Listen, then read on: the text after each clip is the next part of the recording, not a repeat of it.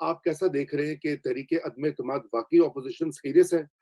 رضا رومی صاحب اور مرتضیٰ سولنگی صاحب، دیکھیں یہ تحریک عدم اعتماد کی باتیں تو ہم کافی عرصے سے سن رہے ہیں، لیکن اس مسئلے پہ ماضی میں مسلم لیگ نون اور پاکستان پیپلز پارٹی کے درمیان ایک اختلاف تھا، اور اختلاف یہ تھا کہ جب پی ڈی ایم بنی تھی اور پی ڈی ایم کی میٹنگ شروع ہوئی اور انہوں نے ایک اپنا جب اعلامیہ بھی جاری کیا تھا، تو اس اعلامیہ میں انہوں نے بہت تنقید کی عمران خان صاحب کی حکومت پر، اور اس پر اتفاق کیا کہ یہ حکومت جو ہے اس کو ہٹانا بڑا ضروری ہے، لیکن ہٹانے کے طریقہ کار پر یہ دونوں بڑی اپوزیشن پارٹیاں جو ہیں ان میں اختلاف تھا۔ پیپلز پارٹی کہتی تھی کہ تحریک عدم اعتماد لائی جائے، لیکن مسلم لیگ نون کا خیال تھا جی کہ اسمبلیوں سے استعفے اور لانگ مارچ ہی مسئلے کا حل ہے۔ اب آپ کو اچھی طرح پتہ ہے کہ اس پر دونوں پارٹیاں جو انہوں نے اتنا ان میں اختلاف ہو گیا، زندگی موت کا مسئلہ بنا دیا، اور پھر الٹیمیٹلی پی ڈی ایم ٹوٹ گئی اور پیپلز پارٹی جو ہے وہ پی ڈی ایم سے باہر آ گئی۔ پھر کافی عرصہ گزر گیا، اس عرصے کے دوران ان دونوں پارٹیوں کو عمران خان صاحب جو ہے انہیں اکراس دا بورڈ یعنی کہ کوئی فرق نہیں رکھا، اور دونوں کو کافی انہوں نے پھینٹی لگائی، ان پہ مقدمے بنائے۔ تو پھر الٹیمیٹلی ان کو سمجھ آیا کہ یہ جو ہمارے جو آپس کے اختلافات ہیں اس کا تو بڑا فائدہ اٹھا رہے ہیں عمران خان صاحب، تو پھر بعد میں پھر بیک ڈور چینل سے ان کے درمیان بات چیت شروع ہوئی، اور اب میرا خیال ہے کہ جب اب اگلے سال الیکشن بھی آنے والا ہے تو اب آ کے ان کو یہ ریلائز ہوا ہے کہ جی عمران خان صاحب کو نکالنے کا بہترین طریقہ یہ ہے کہ ہم تحریک عدم اعتماد کر لیں۔ تو اس میں ایک اور پہلو جو ہے وہ بڑا امپورٹنٹ ہے، یہ تو میں نے جو آپ کو ایک تھوڑا سا جو تمہید دی بتائی ہے، وہ تو ان دونوں پارٹیوں کے آپس کے اختلافات کی وجہ کیا تھی، لیکن ایک اور جو بات تھی وہ یہ تھی کہ پیپلز پارٹی اور مسلم لیگ نون یہ دونوں جو ہیں ان میں ایک اختلاف یہ بھی تھا کہ مسلم لیگ نون یہ کہتی تھی کہ پیپلز پارٹی کا سٹیک ہے سندھ میں، ان کی حکومت ہے صوبے میں، تو اس کی وجہ سے یہ اسٹیبلشمنٹ کے بہت قریب ہے اور اسٹیبلشمنٹ کے ساتھ مل کے چلنے کی کوشش کر رہی ہے، جبکہ ہم جو ہیں وہ ہم بڑے انقلابی ہیں اور ہم جو ہیں وہ اسٹیبلشمنٹ کے ساتھ نہیں چلیں گے، اور ووٹ کو عزت دینے کی بات ہوتی تھی۔ تو اب آہستہ آہستہ ایسا لگ رہا ہے کہ اس مسئلے پہ بھی مسلم لیگ نون جو ہے وہ پیپلز پارٹی کی ہم خیال بن گئی ہے۔ تو اب ایک زمانے میں آپ کو پتا ہے کہ جو ہم خیال جو ہے وہ کس کو کہتے تھے، تو اب یہ دونوں ایک دوسرے کے ہم خیال بن گئے ہیں، اور ان کا خیال ہے کہ شاید اسٹیبلشمنٹ جو ہے وہ نیوٹرل ہو چکی ہے، تو اس لیے اب انہوں نے تحریک عدم اعتماد لانے کا فیصلہ کیا ہے۔ ابھی ان کی جو بات چیت آپس میں ہوئی ہے اور ملاقاتیں ہو رہی ہیں، تو اس میں یہ تو اتفاق ہو چکا ہے ان کا کہ تحریک عدم اعتماد لانی ہے۔ ابھی تھوڑی دیر پہلے بھی میری ایک اہم رہنما سے بات ہو رہی تھی تو وہ یہی کہہ رہے تھے کہ تحریک عدم اعتماد ضرور آئے گی اور بڑی جلدی آئے گی، لیکن ابھی کچھ چیزیں باقی ہیں طے ہونا کہ جو امیدوار ہوگا وزیر اعظم کا وہ کون ہوگا، اور الیکشن کب ہوگا، اس سال ہوگا یا اگلے سال ہوگا، تو یہ بات ساری چیزیں طے ہو جائیں گی تو عدم اعتماد بھی آ جائے گی، اور اس دفعہ جب تحریک عدم اعتماد آئے گی تو اس کا مطلب یہ ہوگا کہ یہ 100% شور ہیں کہ ان کے نمبرز پورے ہیں۔ بالکل جی، بالکل جی سولنگی صاحب۔ جی میر صاحب، ابھی آپ فرما رہے تھے کہ ایک وجہ پیپلز پارٹی اور نون لیگ کی جو قربت ہوئی ہے عدم اعتماد کے لیے، اس میں ایک وجہ یہ ہے کہ عمران خان نے دونوں کی پھینٹی لگائی اور دونوں کو سمجھ آ گئی، لیکن ایک اور وجہ جو آپ نے بتائی وہ یہ ہے کہ ان کا خیال یہ ہے کہ عمران کے سر پر جن کا دست شفقت تھا وہ شاید ہٹ گیا ہے اور وہ لوگ غیر جانبدار ہو گئے۔ ان دونوں وجوہات میں سے بڑی وجہ کیا ہے؟ کیونکہ پینٹی تو ان کی پہلے زیادہ لگی تھی، زرداری نواز شریف صاحب خود، شہباز، تو اس وقت یہ اتنے متحد تو نہیں تھے عدم اعتماد پر۔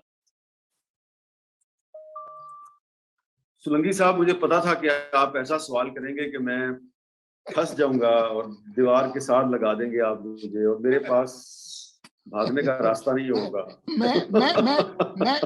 میں فرض کر لیتا ہوں کہ یہ سوال میں نے کیا ہی نہیں اور آپ نے سنا بھی نہیں. نہیں, میں اس کا کوشش کرتا ہوں اس کا جواب دینے کی. دیکھیں مرتضیٰ بھائی, اس کے دو پہلو ہیں. آپ نے جو سوال کیا نا اس کا جواب جو ہے اس کے دو پہلو ہیں, ایک ٹیکنیکل ہے ایک پولیٹیکل ہے. ٹیکنیکل جواب تو یہ ہے کہ جی ہر ملک کی جو اسٹیبلشمنٹ ہے وہ اس ملک کی جو الیکٹڈ حکومت ہے وہ اس کی ماتحت ہوتی ہے. تو ظاہر ہے جو آئین اور قانون ہے اس کے مطابق اسٹیبلشمنٹ جو ہے اس کو تو حکومت کی مرضی کے مطابق چلنا چاہیے. تو ٹیکنیکل جواب تو یہ ہے کہ جی اسٹیبلشمنٹ آئین اور قانون کی پابند ہے اور آئین اور قانون کی خلاف ورزی نہیں کر سکتی.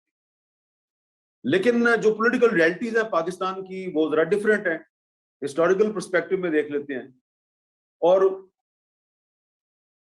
ظاہری بات ہے اس وقت بھی وہی صورتحال ہے. اب اس میں آپ یہ دیکھیں کہ ایک عجیب اور بڑی دلچسپ صورتحال ہے کہ شیخ رشید صاحب جو ہیں ان کا ایک موقف ہے کہ اسٹیبلشمنٹ نیوٹرل ہے اور حکومت کے ساتھ ہے.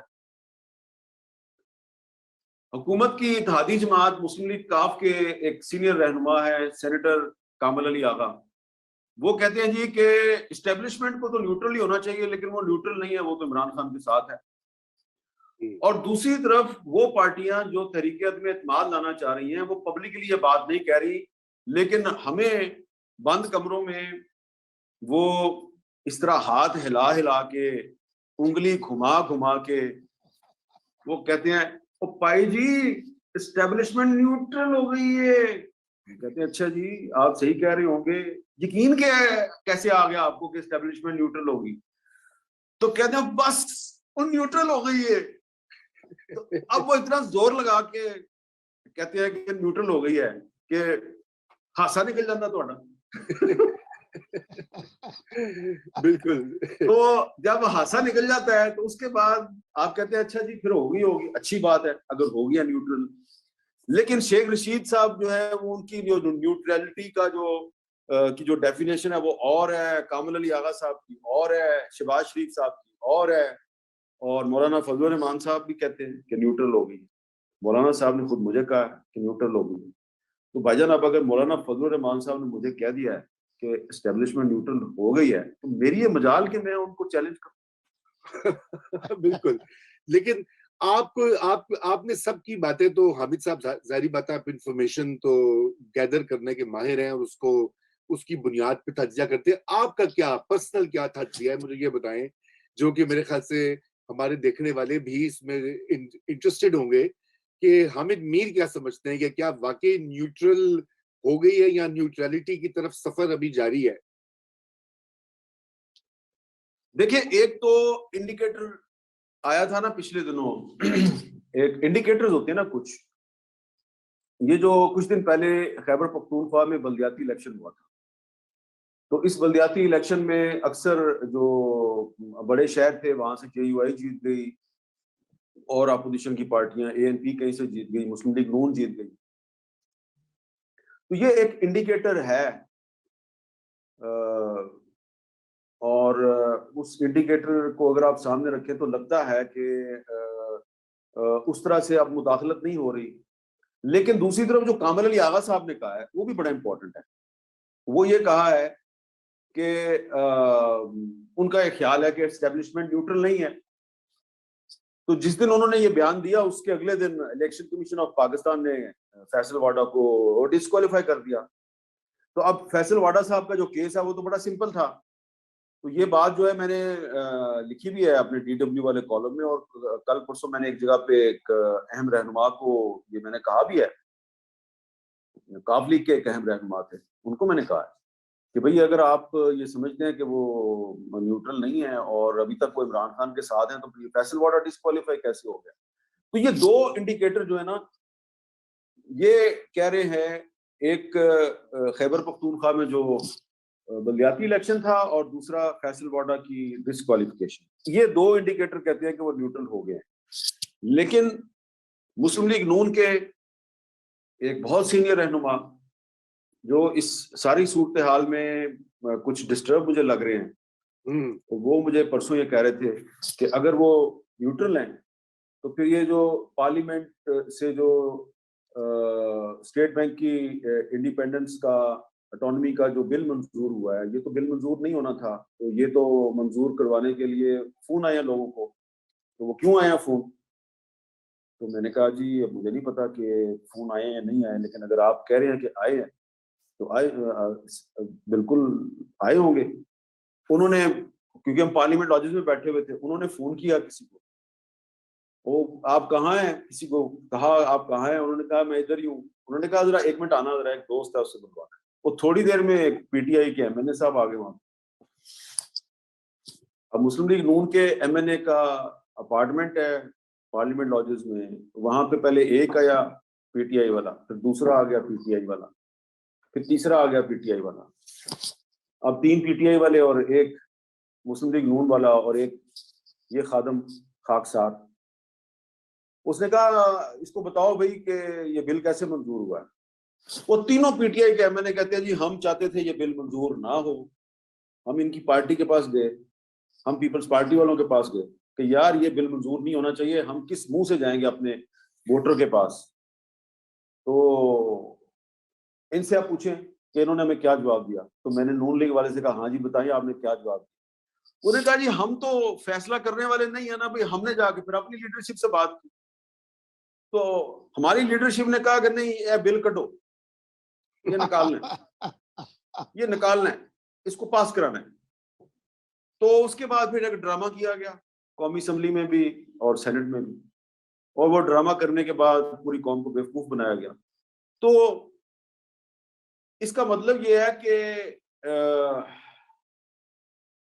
اپوزیشن جو ہے وہ یہ سمجھتی ہے کہ ملک کے وسیع تر مفاد میں یہ بل جو ہے اس کو عوام کو بیوقوف بنا کے منظور کروانا بہت ضروری تھا.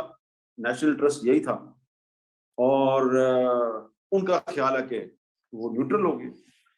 تو یہ جو مجھے بتایا گیا، جو انفارمیشن میرے پاس آئی ہے حکومت اور اپوزیشن کے ایم این ایز کے ذریعے، میں نے آپ کے ساتھ شیئر کر دیا. لیکن اس میں میرا ایک کنسرن ہے بطور حامد میر، بطور ایک پاکستانی کے، اور یہ بات جو میں آپ سے کہنے لگا ہوں، یہ بات میں نے آصف علی زرداری صاحب سے بھی کیا اور مسلم لیگ نون کے سینئر رہنماؤں سے بھی. میں ان سے یہ کہہ رہا ہوں کہ بھئی آپ عمران خان کو نکالنا چاہتے ہیں 100 دفعہ نکالیں، لیکن یہ بتائیں کہ عمران خان صاحب کو ہٹا کے آپ جو نیا وزیر اعظم لائیں گے، جو نئی حکومت بنے گی، کیا آنے حکومت سنبھالنے کے بعد وہ جو آئی ایم ایف کے ساتھ جو پاکستان نے ڈیل کی ہے، کیا پاکستان اس کو منسوخ کرے گا؟ کیا آپ مہنگائی کم کر سکیں گے؟ اس کا ان کے پاس کوئی جواب نہیں ہے.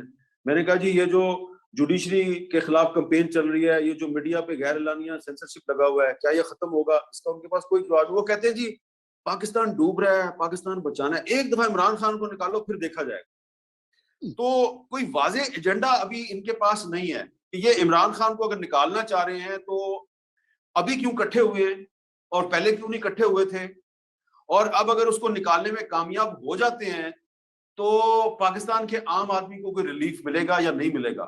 یہ ایک بڑا اہم سوال ہے جس کا جواب جو ہے وہ اپوزیشن کی قیادت کو دینا چاہیے. صحیح.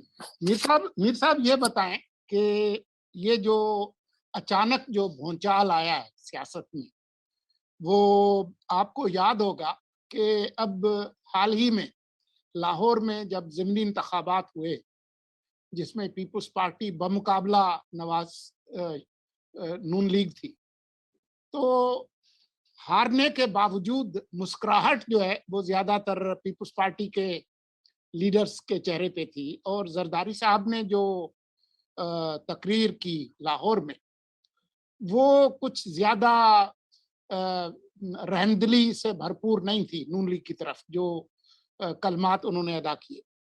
اب یہ اچانک جو ہے وہ قریب آ گئے ہیں.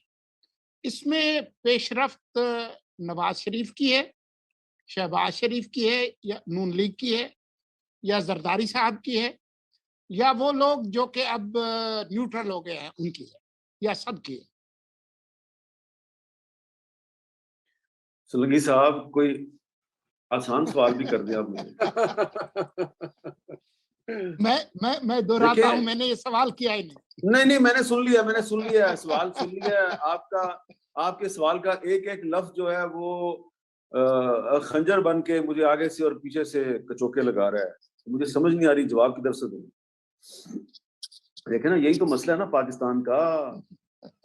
آزادی جو ہے وہ اس کا یہ حال. مجھے اپنی فکر نہیں ہے، مجھے آپ کی فکر ہے. اتنے سوال آپ مجھے پوچھ رہے ہیں، کچھ آپ نے نکلوا لیا میرے سے. دیکھیں بات یہ ہے کہ مجھے ایمانداری سے بتاؤں، بڑا محتاط جواب یہ ہے کہ اس میں بیسک انیشیٹو نواز شریف صاحب کا ہے، کیونکہ نواز شریف صاحب نے کمپرومائز کیا ہے، اس میں کوئی شک نہیں ہے نا. اب مسلم لیگ نون کے جو میرے دوست ہیں وہ ناراض نہ ہوں. دیکھیں مسلم لیگ نون نے اس بنیاد پر پیپلز پارٹی سے راستے جدا کر لیے کہ بھئی آپ اسمبلیوں سے استعفے دینے کے لیے تیار نہیں ہیں، اور ہم تو بڑے انقلابی رہنما ہیں اور ہم تو استعفے دینے کے لیے تیار ہیں، آپ تیار نہیں ہیں، آپ نے سودے بازی کی ہوئی ہے اسٹیبلشمنٹ کے ساتھ. لیکن اب وہی مسلم لیگ نون جو ہے وہ پیپلز پارٹی کے موقف پہ آ گئی ہے اور کہہ رہی ہے نہیں آپ ٹھیک کہتے تھے، تحریک عدم اعتماد کے ذریعے عمران خان کو نکالنا چاہیے. تو زیادہ جو فلیکسیبلٹی ہے وہ نواز شریف صاحب نے دکھائی ہے، اور اسی لیے میں یہ سمجھتا ہوں کہ پھر دعوت دی گئی شہباز شریف صاحب کی طرف سے زرداری صاحب کو اور بلاول کو کہ آپ ہمارے پاس آئیں اور ہم آپ کی میزبانی کریں گے، اور وہ پھر چلے بھی گئے. تو میرا یہ خیال ہے کہ جو انیشیٹو ہے وہ نواز شریف صاحب کا. جی یہ تو بات بڑی واضح ہے کہ میاں صاحب کچھ اپنی انہوں نے جو لہجہ ہے اس میں بھی تبدیلی کی ہے، اور مریم نواز بھی قدرے خاموش ہیں پہلے کے مقابلے میں. لیکن حامد میر صاحب آپ مجھے یہ بتائیے، آپ کا جو بڑا زبردست سوال آپ نے یہ جو ان سے پوچھا کہ بھئی آپ کے پاس کیا حل ہے ملک کا، چاہے معیشت ہو یا دیگر معاملات ہوں، اور بدقسمتی سے اس کے اوپر بھی کوئی خاص واضح نہ تو ان کے پاس کوئی حکمت عملی ہے، نہ ہی کوئی متبادل پلان ہے، اور عمران خان کو نکال کے مطلب یہ کہ کیا ملکی حالات فوراً بہتر ہو جائیں گے، یہ بھی نہیں دکھائی دیتا. تو آپ کیا اس پوری صورتحال میں کیا سمجھتے ہیں کہ جو اگر یہ طریقے عدم اعتماد آتی ہے اور یہ کامیاب ہو جاتی ہے تو پاکستان جو جن مشکلوں میں گھرا ہوا ہے بیرونی اور اندرونی، وہ کچھ بہتر ہوں گی یا ان کا کوئی حل نکلے گا؟ کیونکہ کم از کم مجھے تو نہیں دکھائی دیتا. اچھا رضا رومی صاحب، دیکھیں میں آپ کے سوال کا ایک بڑا ٹھوس تفصیلی جواب دینا چاہتا ہوں، لیکن سب سے پہلے میں اپنے کریڈینشل جو ہے وہ میں اسٹیبلش کرنا چاہ رہا ہوں. پہلی بات تو یہ ہے کہ مجھے تو عمران خان صاحب کی حکومت جو ہے اس کا بہت نقصان ہے. یعنی کہ مجھے بطور ایک صحافی کے نہیں، بطور ایک وارث میر کے بیٹے کے اتنی تکلیف پہنچائی ہے اس حکومت نے کہ میں نے یہ بات کبھی نہیں کی. میں آج پہلی دفعہ آپ کے اس شو پہ کر رہا ہوں. دیکھیں جیسے یہ حکومت آئی، سب سے پہلے انہوں نے پی ٹی وی سے میرے سب سے چھوٹے بھائی کو نوکری سے نکالا، پھر اس سے جو بڑا تھا عامر میر، پھر اس پر صحافت کے دروازے بند کیے. اس کے بعد انہوں نے لاہور میں جو وارث میر انڈر پاس تھا اس کو ختم کیا، اور جو ان کا منسٹر ہے فیاض الحسن چوہان، اس نے میرے والد کے بارے میں انتہائی گھٹیا بے سروپا الزامات لگائے، باقاعدہ پریس کانفرنس کی، اور اس پر پھر پنجاب اسمبلی نے میرے والد کے حق میں قرارداد منظور کی، سندھ اسمبلی نے قرارداد منظور کی. پھر انہوں نے ایف بی آر کے ذریعے مجھے بہت سے نوٹسز دیے، جھوٹے نوٹسز دیے. پھر انہوں نے میرے پہ پابندی لگا دی، پھر عامر میر کو گرفتار کیا، اور میرے پہ بغاوت کے مقدمے، میرے پہ اور بہت سے مقدمے. میں نے کبھی ان باتوں کا ذکر نہیں کیا، یہ میں ساری باتیں اس لیے کہہ رہا ہوں کہ ذاتی طور پہ میں عمران خان کی حکومت کا ایک وکٹم ہوں. جو کچھ میرے ساتھ اور میرے پورے خاندان کے ساتھ ہوا ہے وہ جنرل ضیاء الحق کے دور میں بھی نہیں ہوا اور پرویز مشرف کے دور میں بھی نہیں ہوا، یہ عمران خان کے دور میں ہوا ہے. ٹھیک ہے، اور اس کا بدلہ تو اللہ لے گا ان سے، تو مجھے اس سے کوئی ہمدردی نہیں ہے. لیکن اس سارے انتقامی کارروائیوں کے باوجود میرا یہ خیال ہے کہ اپوزیشن اگر عمران خان کو وزارت عظمیٰ کے عہدے سے ہٹانے نکلی ہے اور قومی مفاد کی بات کر رہی ہے اور کہہ رہی ہے جی ہم نے پاکستان کو بچانا ہے، عمران کو ہٹانا ہے، پاکستان کو بچانا ہے، تو سب سے پہلے ہمارے سامنے کوئی اپنا ایجنڈا تو پیش کرے نا کہ جب آپ عمران خان کو ہٹا دیں گے تو پھر آپ کیا کریں گے. ٹھیک ہے، ابھی تک تو وہ ایجنڈا جو ہے وہ ہمارے سامنے نہیں ہے. ابھی تک تو بس وہ یہ کہتے ہیں جی پاکستان بچانا، جی پاکستان بچانا، جی پاکستان بچانا. تو مجھے یہ لگ رہا ہے رضا رومی صاحب کہ اگر یہ عمران خان صاحب کو ہٹانے میں کامیاب ہو جاتے ہیں تو اس کے کچھ عرصے کے بعد دوبارہ میں آپ کے اس پروگرام میں اگر آپ نے مجھے دعوت دی تو میں دوبارہ آ کے تو پھر میں جو بھی اس وقت کا جو نیا وزیر اعظم ہوگا میں اس کے بارے میں وہی باتیں کر رہا ہوں گا جو ہم عمران خان کے بارے میں کرتے ہیں. کیونکہ اگر صرف چہرہ بدلنا ہے اور آپ نے جو عوام کے مسائل ہیں وہ حل نہیں کرنے تو عوام کا اس وقت مسئلہ جو ہے وہ چہرہ بدلنا نہیں ہے. عوام کا مسئلہ یہ ہے کہ ان کو مسائل جو ہیں ان کے اس سے نجات دلائی جائے. تھوڑی سی ریلیف دے دیں، 100% نہیں کر سکتے، 10%، 15%، 20%. اس کے لیے کوئی آپ میں اپنا لائن آف ایکشن تو دینا، کوئی پروگرام تو دینا. پروگرام آپ نہیں دے رہے. ہاں ہو سکتا ہے تو تھوڑے دنوں میں آپ ایک نام اناؤنس کر دیں جی یہ ہمارا نیا وزیر اعظم کا امیدوار ہے اور یہ ہمارا نیا قومی اسمبلی کا امیدوار ہے، یہ نیا ڈپٹی قومی اسمبلی اسپیکر قومی اسمبلی کا امیدوار ہے. تو وہ نام آ جائیں گے اور اس پہ اپوزیشن کامیاب بھی ہو جائے گی. کیونکہ میری جو انفارمیشن ہے 20-22 بندے مسلم لیگ نون کے پاس چلے جائیں گے پی ٹی آئی کے، اور 2-3 بندے جو ہیں وہ جے یو آئی کے پاس چلے جائیں گے، 1-2 پیپلز پارٹی کے پاس چلے جائیں گے. ان کے 25-26 ووٹ ایکسٹرا ہیں اور عمران خان صاحب کافی مشکل ہو جائے گی. تو یہ عمران خان صاحب کو ہٹانا کوئی اس وقت بڑا ٹاسک نہیں ہے ان کے لیے. اصل ٹاسک یہ ہے کہ ہٹا کے پھر کیا پاکستان کی جو معیشت ہے اس کو یہ سنبھال پائیں گے، پاکستان کے عام آدمی کے مسائل حل کر پائیں گے. تو مجھے یہ لگ رہا ہے رضا رومی صاحب کہ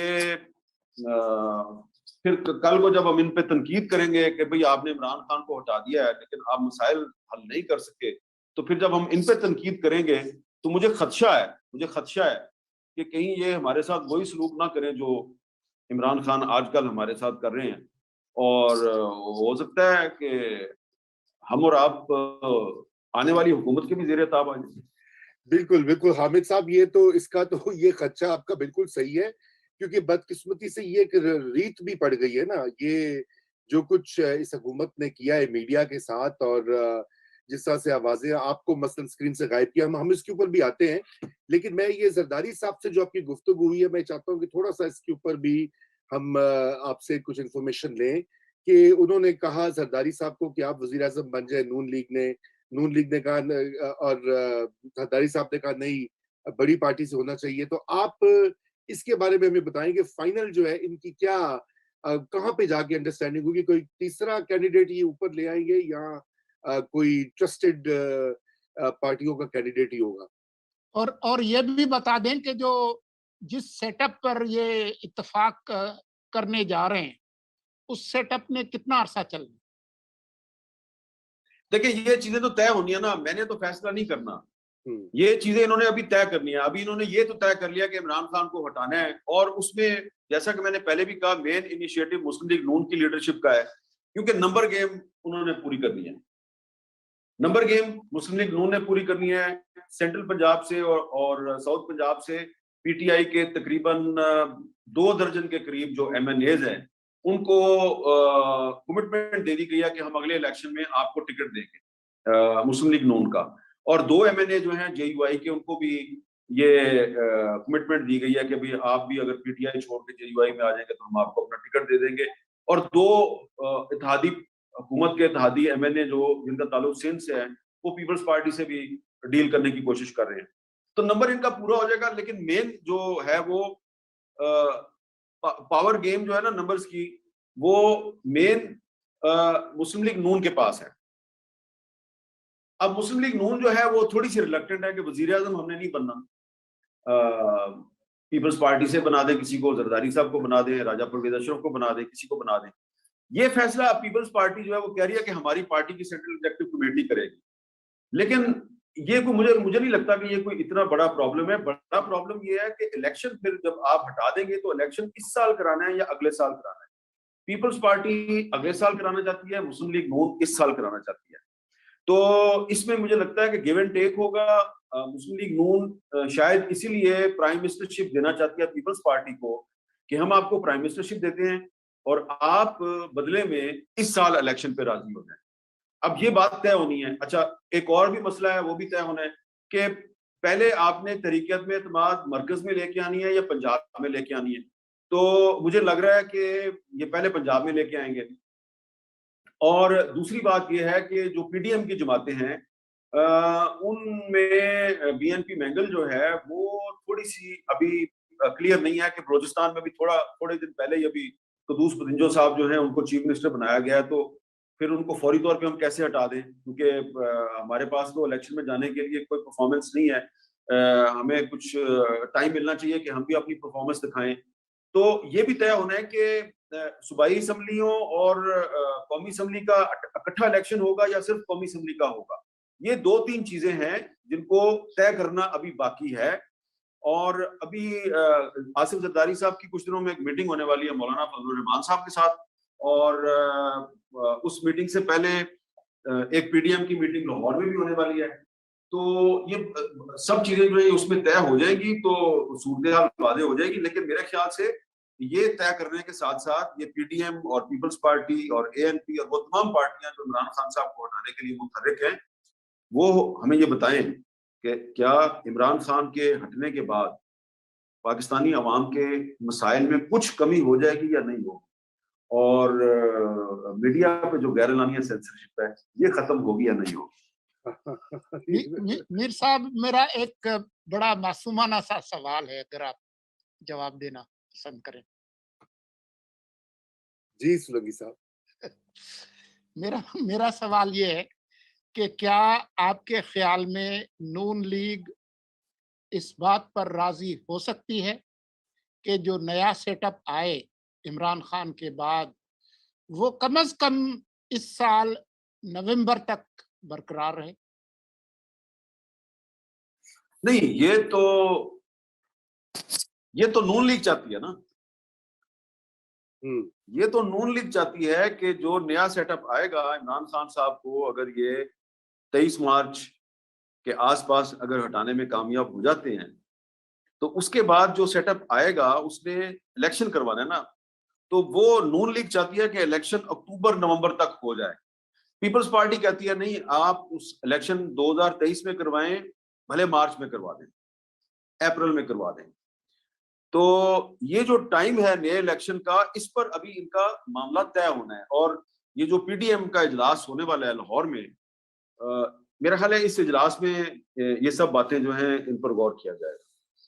بالکل بالکل. تو جہاں رہی یہ جو سینسرشپ کا آپ نے ذکر کیا اور یہ جو پابندیاں حامد صاحب آپ تو خود ان بہت مرحلوں سے گزرے ہیں 2014 کا سانحہ ہو اور یا اس کے بعد جو کچھ آپ نے سہا ہے اور بڑا بہادری سے اس سے نمٹا بھی ہے اور سامنا بھی کیا ہے.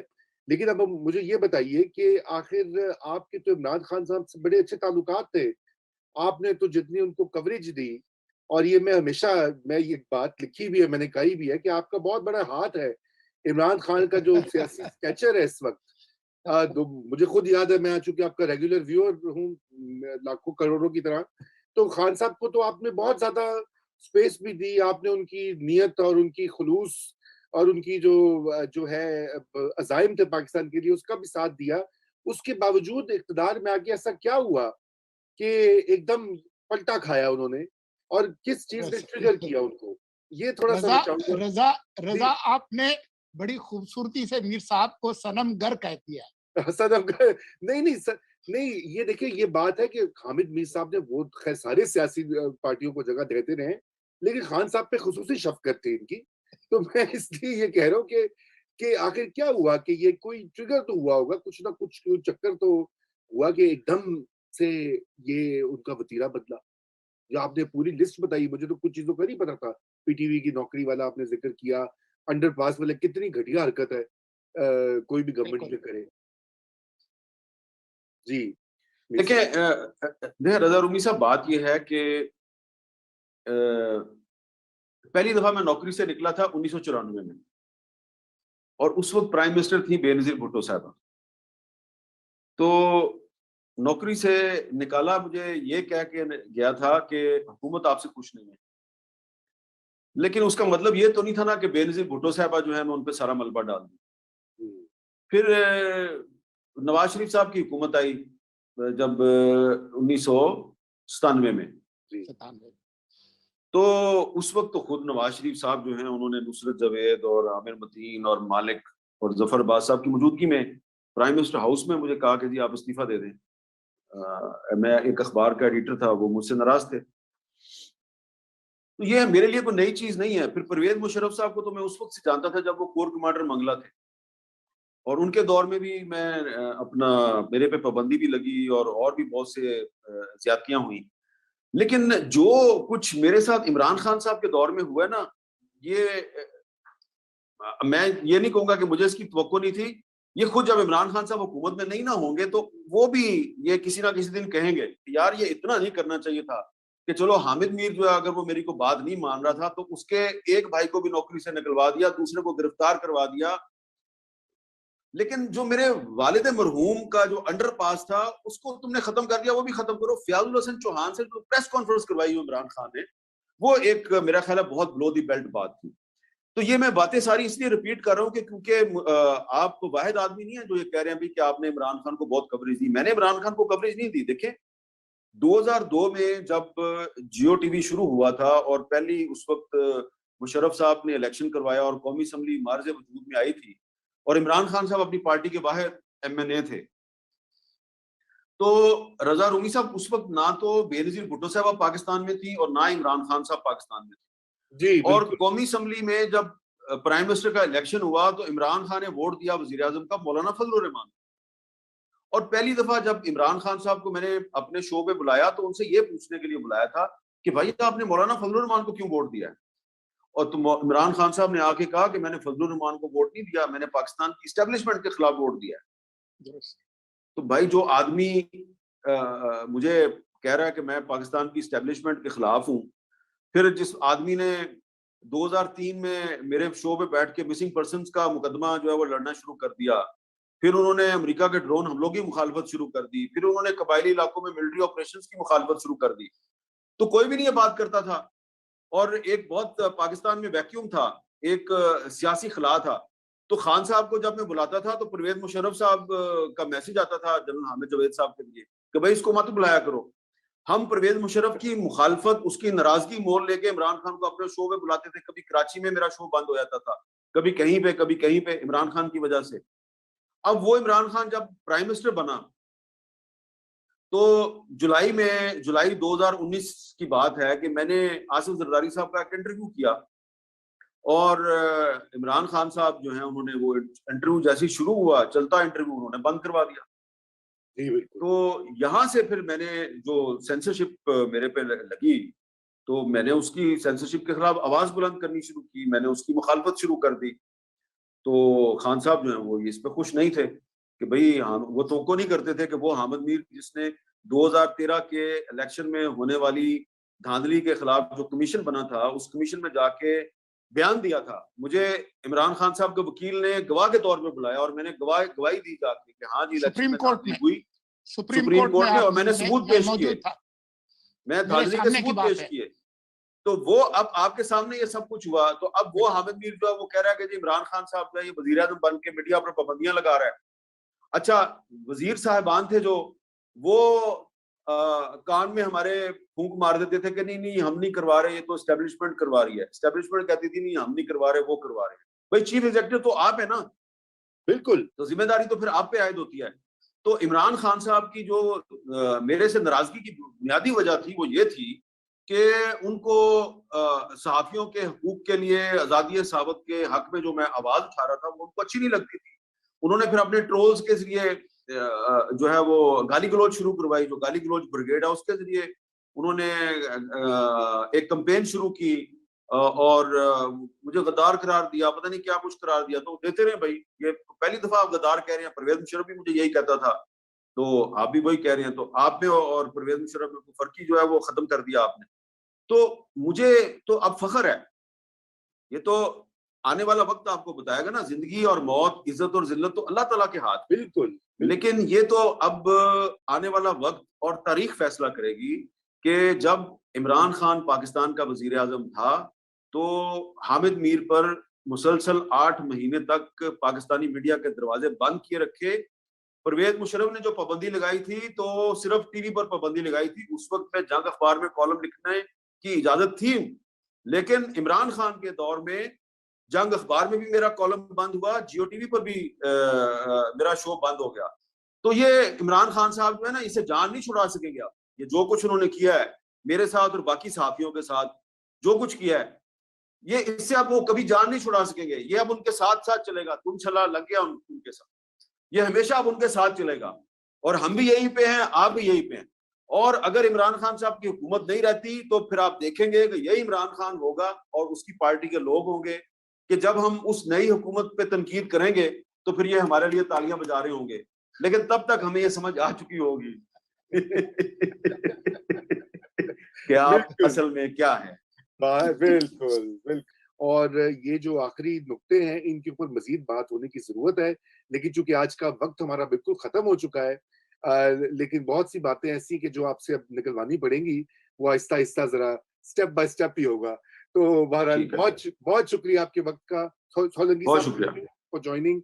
خدا حافظ. YouTube پر گوگلی نیوز دیکھنے کے لیے youtube.com کی سرچ بار میں googly news T V type کریں. گوگلی نیوز کے پیج پر سرخ رنگ کے سبسکرپشن والے بٹن پر کلک کرنا نہ بھولیے. YouTube پیج پر اپلوڈ ہونے والی ویڈیوز سے باخبر رہنے کے لیے بیل آئیکن پر کلک کیجیے. آپ کو ہر نئی ویڈیو کے بارے میں نوٹیفیکیشن موصول ہو جائے گا.